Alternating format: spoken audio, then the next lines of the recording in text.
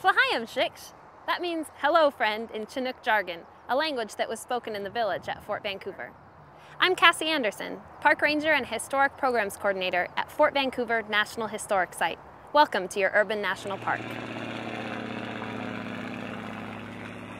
As you can imagine, the village was a lot different back then. The noise you hear from the airfield, highway, and recreational trail behind you today didn't exist, but other noises of transportation and communication did.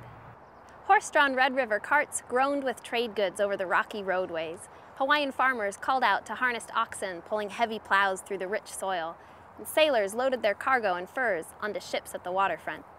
The voices of villagers conversing in Chinook jargon, French, and English filled the air.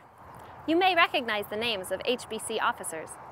Men like Chief Factor John McLaughlin, Chief Factor Peter Skeen Ogden, and Chief Trader James Douglas, who lived inside the fort's stockade walls. Not so well known, however, are the men who lived in the village but labored hard to keep the company's daily output productive and profitable to the company. Even less is known about the village's women, who strained to keep their families safe and healthy under harsh conditions and also contributed to the wealth of the Hudson's Bay Company through their labor. The story you're about to hear focuses on one such villager, a Métis woman who is part Cree and part French Canadian.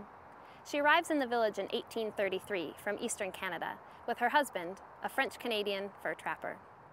Because so little information on women in the village was maintained by the company, what little information we have comes from church records and archaeological digs. Our story is fictional, but one based on fact.